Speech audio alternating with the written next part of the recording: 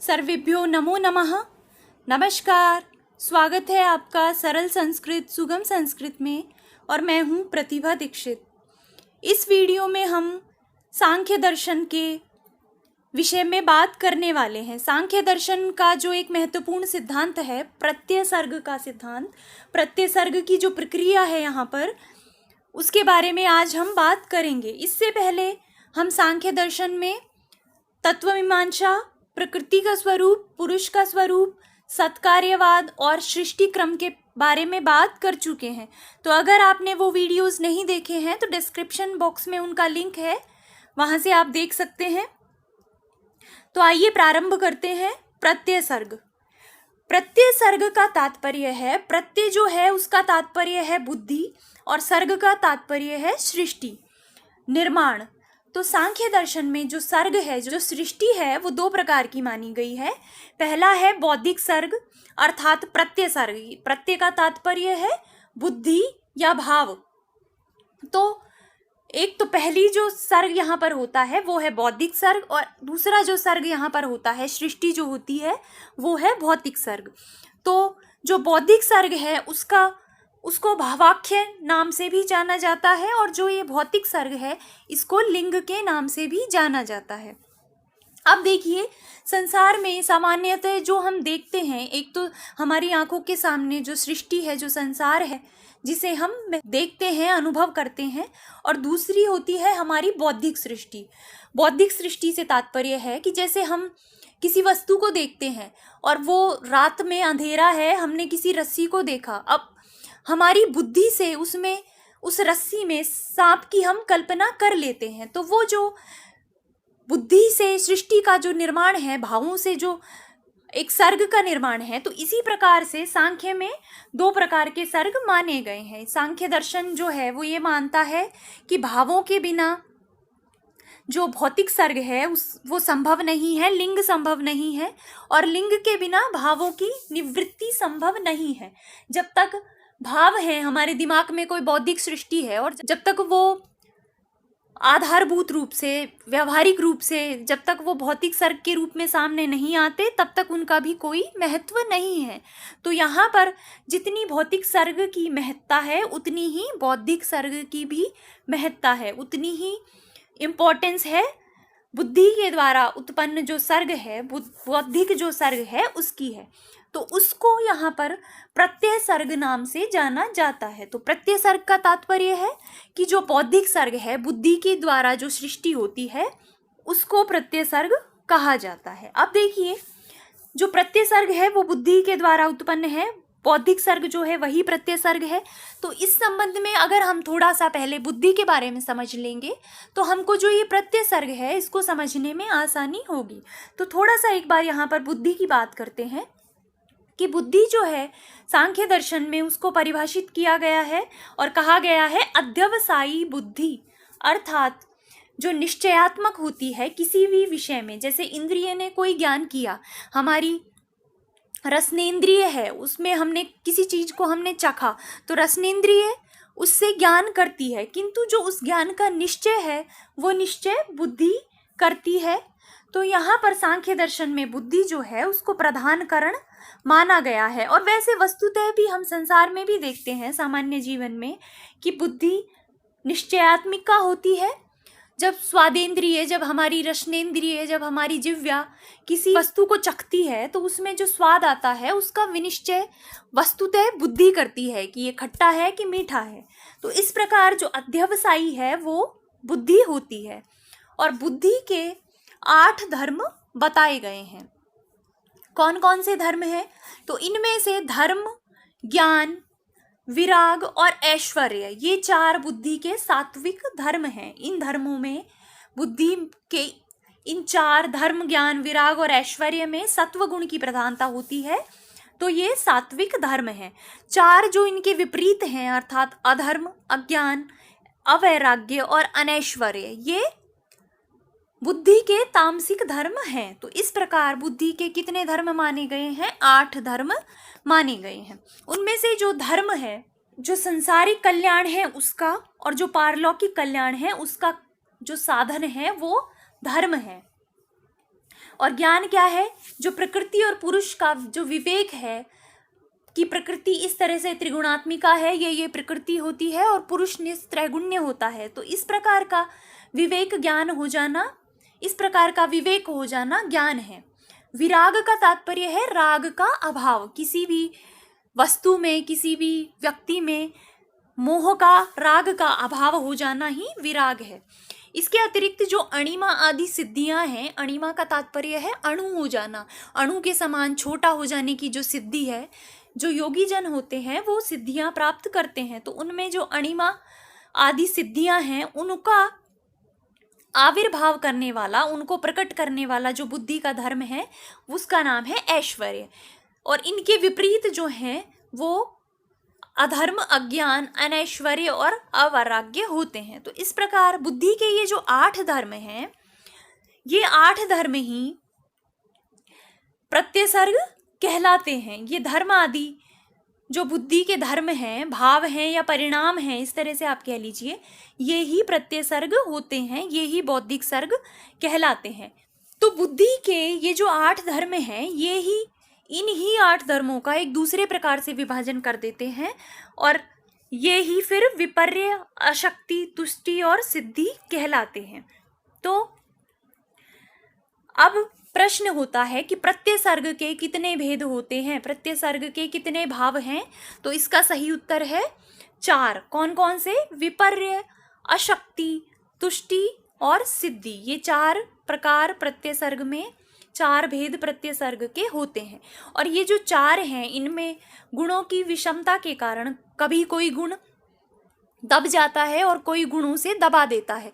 3 गुणों में से कभी 2 गुण ऊपर हो जाते हैं और 1 गुण को दबा लेते हैं। तो इस प्रकार से गुणों के दब जाने और दबा देने के कारण ये जो 4 प्रकार हैं, ये कुल 50 भेद में विभाजित हो जाते हैं। तो अगर प्रश्न आता है कि प्रत्यसर्ग के कितने भेद हैं और अगर वहाँ पर 4 ऑप्शन है तो इसका सही उत्तर होगा 4।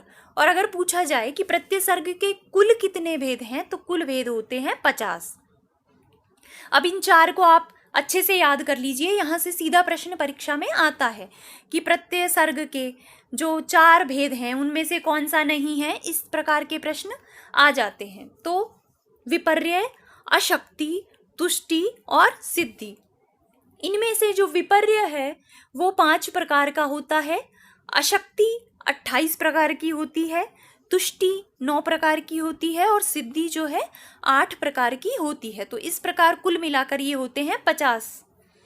इनमें से विपर्य क्या होता है? अब जब हम दर्शन पढ़ते हैं तो वहाँ पर बार बार विपर्य शब्द प्रयुक्त होता है। इसके अतिरिक्त साहित्य में भी सामान्य शब्द है विपर्य। विपर्य का तात्पर्य है विपरीत, मिथ्या, जो जैसा नहीं है उसको वैसा ज्ञान हो जाना विपर्य कहलाता है। तो विपर्य का एक दूसरा तात्पर्य क्या हुआ?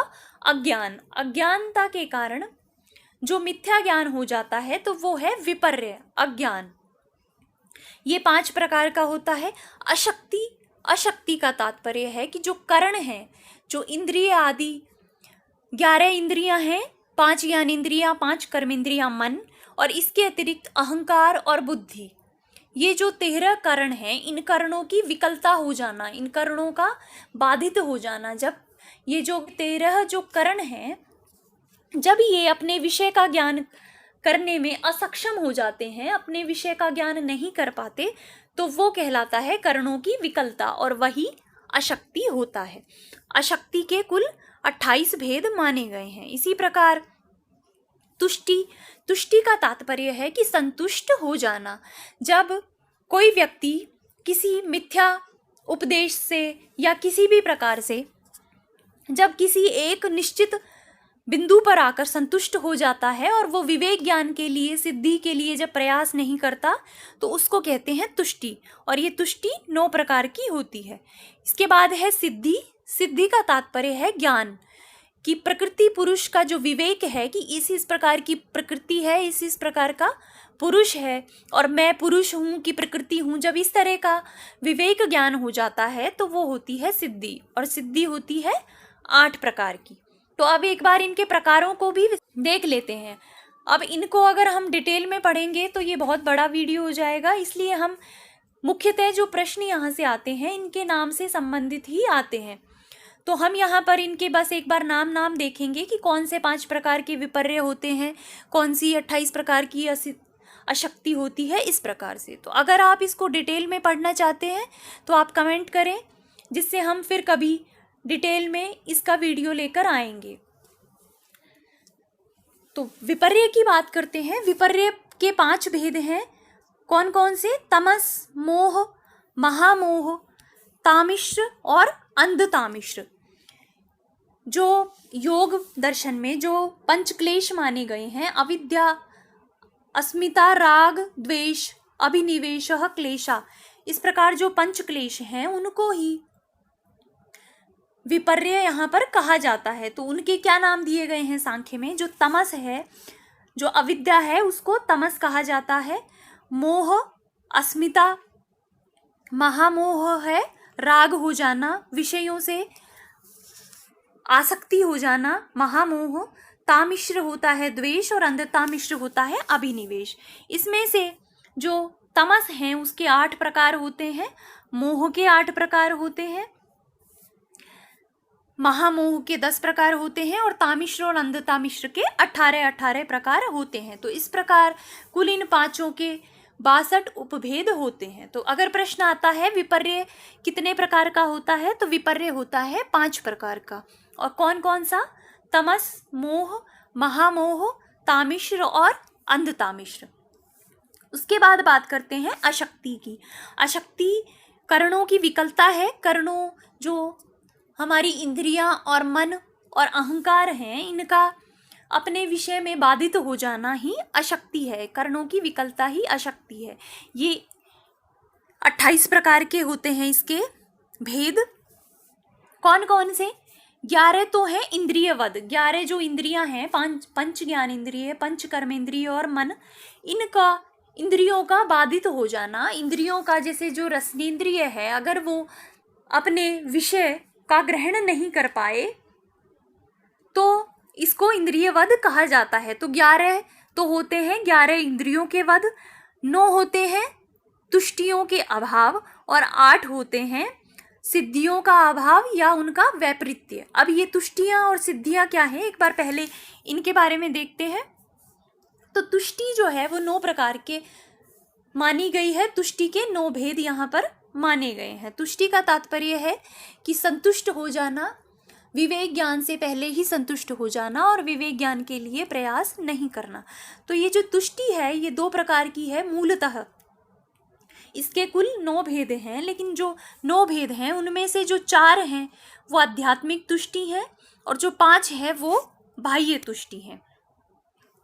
आध्यात्मिक तुष्टि का तात्पर्य है कि जब असत या अयथार्थ उपदेश से संतुष्ट होकर जो श्रवण मनन आदि के द्वारा विवेक ज्ञान के लिए प्रयास नहीं करता, उसकी आध्यात्मिक तुष्टि हो जाती है। जैसे किसी ने अयथार्थ उपदेश दे दिया और उस अयथार्थ उपदेश से संतुष्ट अगर कोई व्यक्ति हो गया और उसके बाद अगर किसी ने ये उपदेश कर दिया कि प्रकृति जो है वही मूल तत्व है और तुम प्रकृति हो, प्रकृति ही संसार में सब कुछ है, तो प्रकृति में ही आत्मज्ञान कर लेना, मैं प्रकृति ही हूँ ऐसा मान लेना और उसके बाद विवेक ज्ञान के लिए कोई प्रयास नहीं करना, ये होती है आध्यात्मिक तुष्टि। और बाह्य तुष्टि का तात्पर्य है कि जो विषय हैं, इंद्रिय आदियों के जो विषय हैं, उन विषयों से विरक्त होकर फिर संतुष्ट हो जाना। जैसे अगर किसी ने ज़्यादा मीठा खा लिया, ज़्यादा रसगुल्ले खा लिए, अब वो उस रसगुल्ले से उसका मन विरक्त हो गया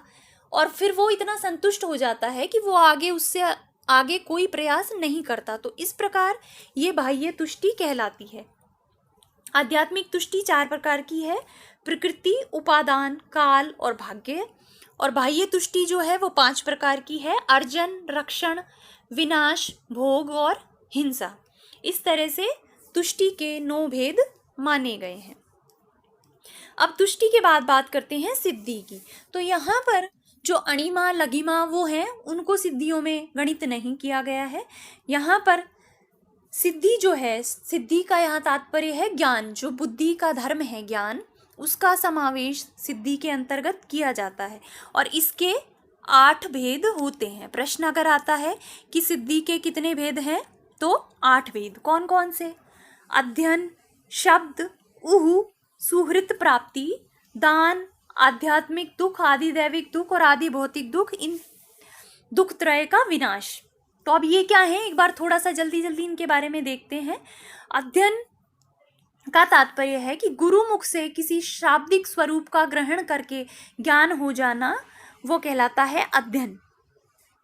किसी गुरु ने अगर शाब्दिक उपदेश दे दिया कि इस प्रकार का पुरुष, इस प्रकार की प्रकृति होती है, तो इस तरह से शाब्दिक स्वरूप का ग्रहण करके ज्ञान हो जाना अध्ययन होता है। शब्द का तात्पर्य है कि किसी शब्द को पढ़कर उससे अर्थ ज्ञान की प्राप्ति हो जाना। उहु जो है, तो उहु का तात्पर्य है कि जो मनन है, मनन आदि के द्वारा या फिर जो शास्त्रानुकूल तर्क हैं उनके द्वारा जो पढ़ा हुआ विषय है उनका परीक्षण करना उहु कहलाता है। अर्थात जो भी विषय आपने पढ़ा है या जो भी विषय का मनन किया है उसका परीक्षण करना उहु है। सुहृत प्राप्ति का तात्पर्य है कि जो पढ़े हुए और मनन किए हुए विषय हैं उनके विषय में किसी मित्र से संवाद करना, ये होता है सुहृत प्राप्ति। दान का तात्पर्य है विवेक ज्ञान की शुद्धि। और जो आध्यात्मिक दुख, आदि दैविक दुख और आदि भौतिक दुख हैं जिनके विनाश के लिए सांख्य दर्शन प्रयास करता है और उसी के लिए जो ये सब बातें करी गई हैं, तो ये तीनों दुखों के विनाश रूप जो 3 सिद्धियां हैं ये होती हैं। तो इस प्रकार सिद्धि कितनी है? 8 सिद्धि। इन सिद्धियों में ये जो 3 हैं अंतिम, दुख त्रय का विनाश, ये साध्यभूत हैं। और जो पहले की 5 हैं वो साधन सिद्धियां हैं। ये 5 जो हैं, अध्ययन, शब्द, उहु, सुहृत प्राप्ति और दान, ये दुख त्रय के विनाश के लिए साधनभूत हैं। तो इस प्रकार से कितनी सिद्धियां होती हैं? 8 सिद्धियां। अब ये हमने प्रत्यसर्ग की पूरी प्रक्रिया पढ़ ली कि किस किस प्रकार से बौद्धिक सृष्टि होती है। पहले अज्ञान की सृष्टि हो सकती है, विपर्य जो 5 प्रकार का होता है। उसके बाद अशक्ति, कर्णों की विकलता हो जाना, कर्णों का विषय को ग्रहण नहीं करना, वो होता है 28 प्रकार का। उसके बाद है तुष्टि, तुष्टि 9 प्रकार की होती है। बाह्य तुष्ट हो जाना, बाह्य विषयों से विरक्त होकर तुष्ट हो जाना और अयथार्थ उपदेश से संतुष्ट होकर आगे प्रयास नहीं करना, इस तरह से 9 तुष्टियां होती हैं और 8 सिद्धियां होती हैं। तो इन चारों में से जो विपर्य, अशक्ति और तुष्टि, ये जो प्रत्यसर्ग के 3 भेद हैं, ये सिद्धि के अंकुश हैं। अंकुश का तात्पर्य है सिद्धि को रोकने वाले हैं, सिद्धि के निवारक हैं। ये जो ज्ञान प्राप्ति है, जो बुद्धि के द्वारा जो सिद्धि हो सकती है, जो ज्ञान की प्राप्ति हो सकती है, उसके विषय में ये जो तीनों हैं, विपर्य, अशक्ति और तुष्टि, ये उसको रोकने वाले हैं, ज्ञान को रोकने वाले हैं। जब कोई व्यक्ति संतुष्ट हो जाता है बाह्य विषयों से विरक्त होकर, तो वो सिद्धि के लिए प्रयास नहीं करता। इसी प्रकार विपर्य है और इसी प्रकार अशक्ति है। तो ये तीनों जो हैं निवारक हैं और बाधक हैं, तो ये हेय हैं, इनका त्याग करना चाहिए। और जो सिद्धि है, जो अंतिम प्रत्यसर्ग का अंतिम भेद है, वो ज्ञान है, उसी से मुक्ति संभव है, तो वो श्रेय कहलाता है। तो इस प्रकार ये प्रत्यसर्ग की प्रक्रिया है। परीक्षा में प्रश्न सीधा सीधा यहाँ से पूछा जाता है।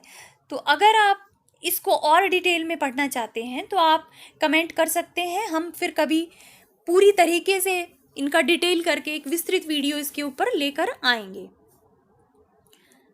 इस वीडियो को हम यहीं पे समाप्त करते हैं। अगर आपको ये वीडियो पसंद आया है तो आप इसे लाइक करें, अधिक से अधिक शेयर करें, और अगर अभी तक आपने चैनल को सब्सक्राइब नहीं किया है तो सब्सक्राइब कर दें, बेल आइकन को प्रेस कर दें, जिससे आपको आने वाले वीडियोस की नोटिफिकेशंस मिल सकें। तो मिलते हैं नेक्स्ट वीडियो में एक नए विषय के साथ।